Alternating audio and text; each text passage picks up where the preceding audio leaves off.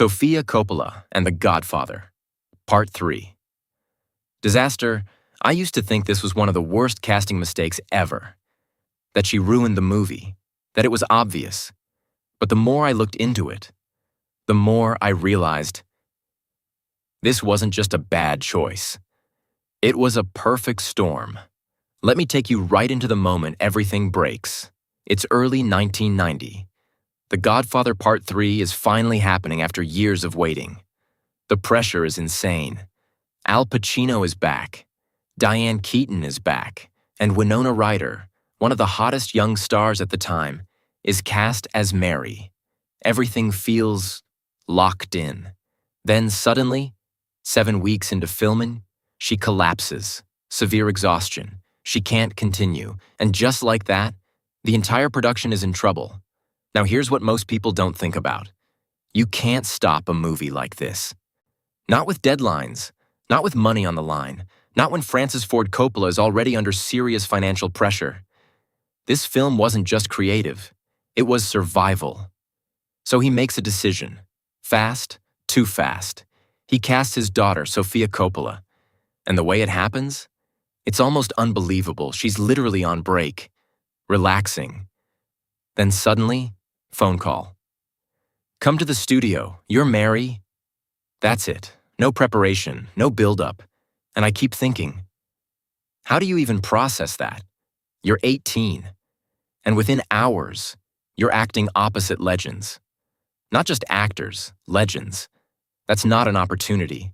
That's pressure most people would crack under. Now yeah, people love to say nepotism. And sure, it played a role. But the reality is messier. He needed someone immediately. He didn't want to delay production. And he actually believed she fit the role. Not glamorous, not polished, real. Plus, this matters. He always worked with family. For him, filmmaking was family. It was all mixed together. So in his mind, this wasn't crazy. It was normal. But to everyone else, it looked like a disaster waiting to happen. The studio didn't want it. The cast wasn't comfortable. People on set questioned it openly, and she could feel all of it. Imagine trying to act while knowing people don't think you belong there. That's brutal. And then the film releases. And yeah, she struggles. Her performance feels stiff, uncertain, especially in emotional and romantic scenes. And critics, they go hard. Not just criticism, mockery. Some blame her for the entire film failing to live up to expectations. And honestly, that's where it starts to feel unfair. Because here's the truth. Even without her, the movie had issues. The story is complicated. The expectations are impossible. You're following two of the greatest films ever made. Nothing was going to match that. But someone had to take the blame. And she became the easiest target. That's the part that changed how I see this story.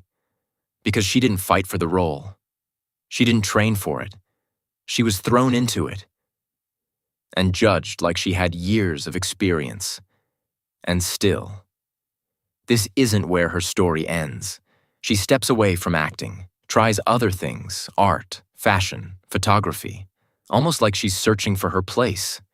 And then, she finds it, directing. Films like The Virgin Suicides and Lost in Translation completely change everything. Now she's respected.